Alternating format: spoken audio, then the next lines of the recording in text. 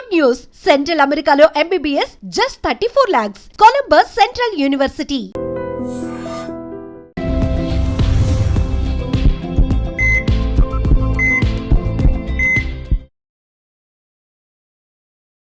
నమస్తే welcome back to IT media మన ఆయుర్వేదం ప్రోగ్రామ్ కి అందరికీ స్వాగతం. సో ఈ రోజు మనతో ఉన్నారు వంటింటి చిట్కాలకు కేర్ ఆఫ్ అడ్రస్ అయిన చిటిబొట్ల మధుసూదన్ శర్మ గారు. చాలా మందిలో ఉండే ప్రాబ్లం మోకాళ్ళ నొప్పుల గురించి ఈరోజు తెలుసుకుందాము. చిన్న వాళ్ళ నుంచి పెద్దవాళ్ళ వరకు కూడా మోకాళ్ళ నొప్పుల సమస్యలతో బాధపడుతున్నారు. మరి ఇంట్లో ఎలాంటి చిట్కాలు పాటించి లేదా ఏదైనా రెసిపీలతో తగ్గించుకోవచ్చా, ఎలా ఉంటే మోకాళ్ళ నొప్పులు తగ్గే అవకాశం ఉంటుంది అడిగి తెలుసుకుందాం. నమస్తే సార్. నమస్తే అమ్మా. ఎలా ఉన్నారు సార్? బాగున్నానమ్మా. సో మోకాళ్ళ నొప్పులకి ఇప్పుడు ఒకప్పుడు పెద్దవాళ్ళలో పెద్ద ఏజ్ వాళ్ళలో నడవలేకపోతుండేవాళ్ళు. ఇప్పుడు అర్లీ 30స్‌లో కూడా మోకాళ్ళ నొప్పులని అందరూ అంటున్నారు. సో దీనికి ఏదైనా ఆయుర్వేదంలో మంచి పరిష్కారం గాని, తగ్గడానికి ఒక చిట్కా గాని చెప్పండి. చాలా చాలా ఉన్నాయమ్మా. ఇంతకుముందు కూడా గత కొన్ని వీడియోల్లో మనం పైపూత మందుకు ఎలా ఔషధం తయారు చేసుకొని వాడుకోవాలి, పేస్ట్ ఎలా తయారు చేసుకోవాలి, అదేవిధంగా ఆయిల్స్ ఎలా తయారు చేసుకోవాలి అని కొన్ని మనం చెప్పడం జరిగిందమ్మా. అట్లే కడుపులో కూడా క్షేమదాయకంగా సైడ్ ఎఫెక్ట్స్ లేకుండా సైడ్ బెనిఫిట్స్ ఉండేటువంటి అనేక రకాలైనటువంటి ఒంటింట్లో దొరికేటువంటి ఆహార పదార్థాలతోనే ఔషధంగా మలుచుకొని ఎలా మనం తయారు చేసుకొని ఆ మోకాళ్ళ నొప్పి నుంచి ఎలా బయటపడాలో తెలుసుకోవడం జరిగిందమ్మా. మరి చాలామందికి ఉండేటువంటి అత్యంత సర్వసాధారణమైనటువంటి సమస్య కాబట్టి మరి చాలామంది అనేక రకాలైన ఫార్ములాస్ కోసం కూడా ఎదురు చూస్తుంటారమ్మా. సో అందరి కోసము మరొక అనుభూతమైనటువంటి సింపుల్ రెమెడీ చెప్తానమ్మా. ఇది కూడా అన్నీ మనకు తెలిసినటువంటివే, అన్నీ మనకు దొరికేటువంటి పదార్థాలే. తెచ్చుకోవడం సులువు, తయారు చేసుకోవడం సులువు, వాడుకోవడం సులువు, రిజల్ట్స్ కూడా సులువుగా వస్తాయమ్మా. అది దీని యొక్క ప్రత్యేకత కూడా. ఎలాగంటే అమ్మా, పుదీనా ఆకు దీనికి అవసరం అమ్మా. పుదీనా మీరు చాలా ఆశ్చర్యపడతారమ్మా. సడన్గా పుదీనా అంటే ఏదో రుచి కోసము, సువాసన కోసము మనం ఒంటి ఆహార పదార్థ ద్రవ్యంగా వాడుతుంటాం, కానీ ఈ మోకాళ్ళ నొప్పులు కూడా చాలా అద్భుతంగా పనిచేస్తుందమ్మా పుదీనా.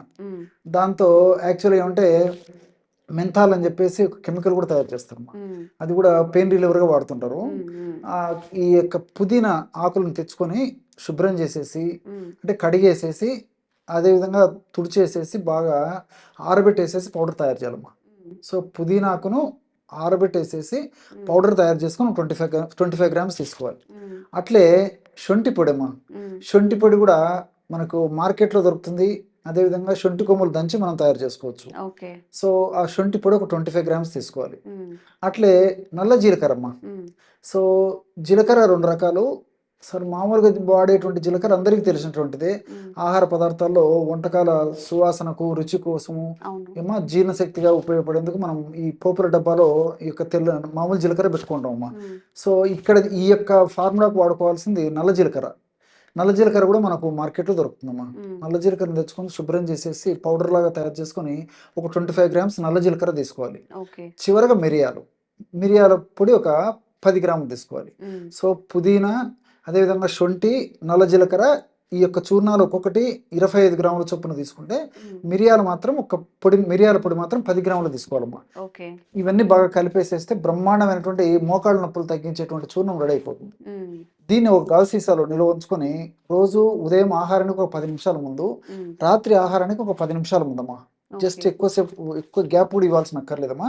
జస్ట్ ఒక 10 నిమిషాల ముందు ఒక 50 ml వాటర్లో 2 గ్రాములమ్మా, అంటే ½ టీ స్పూన్ కంటే కూడా కొద్దిగా తక్కువ. సో వాటర్లో కలిపి తీసుకోవాలి. ఈ విధంగా ఉదయం ఒక్కసారి, రాత్రి ఒక్కసారి క్రమం తప్పకుండా ఈ యొక్క ఔషధాన్ని ఈ పద్ధతిలో వాడుకోవడం వల్ల మోకాళ్ళ నొప్పుల సమస్య చాలా త్వరగా, శీఘ్రంగా, సత్వరమే తగ్గేదానికి అవకాశం ఏర్పడుతుందమ్మా.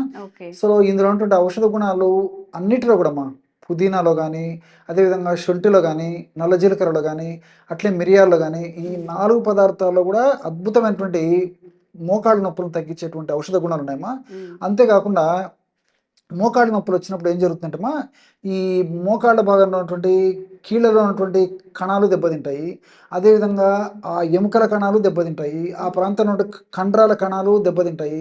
సో ఈ కణాలన్నీ దెబ్బతినడం వల్ల ఈ మోకాళ్ళ నొప్పుల సమస్య కలిగేటువంటి పరిస్థితి ఏర్పడుతుంది. కాబట్టి ఆ యొక్క కణాలను బాగా చైతన్యవంతం చేసి ఆ కణాలకి, ఆ మోకాళ్ళ భాగానికి చక్కటి రక్త సరఫరాను కలగజేసేసి, అదేవిధంగా చక్కటి ఆక్సిజన్ కలగజేసేసి మోకాళ్ళ భాగంలో ఉన్నటువంటి నొప్పి, పోటు, సలుపు, బాధ, అసౌకర్యం ఇవన్నీ తగ్గేందుకు ఈ యొక్క ఔషధం చాలా అద్భుతంగా పనిచేస్తుంది. పనిచేస్తుందమ్మా.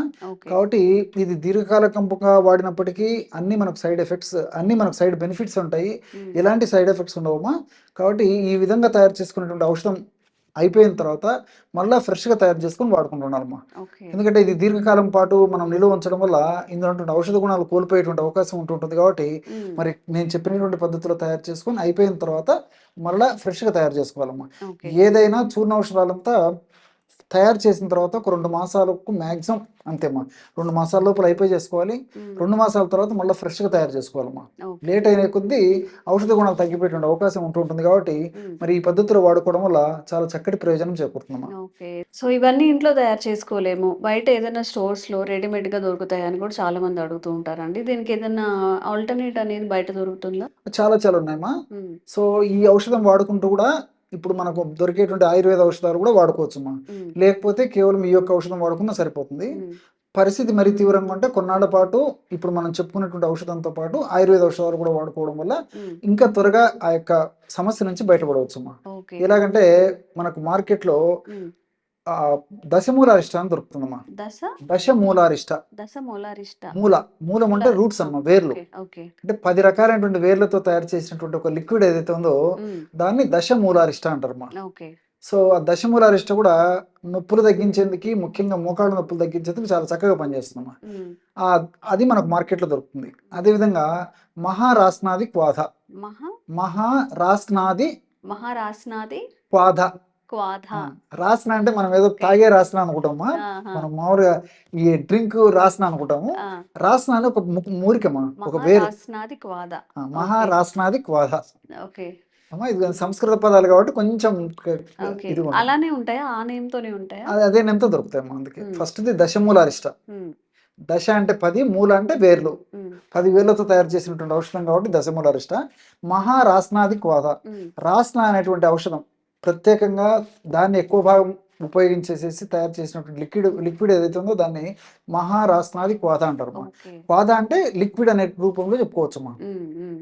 కషాయం క్వాథ ఓకే. మనకు లిక్విడ్ రూపంలో దొరుకుతుంది. హ్మ్. సో ఈ 2 లిక్విడ్స్ దశమూలారిష్ట ఒక 10 ml, హ్మ్. మహారాస్నాది క్వాథ 10 ml. 20 ml అయింది కదమ్మా.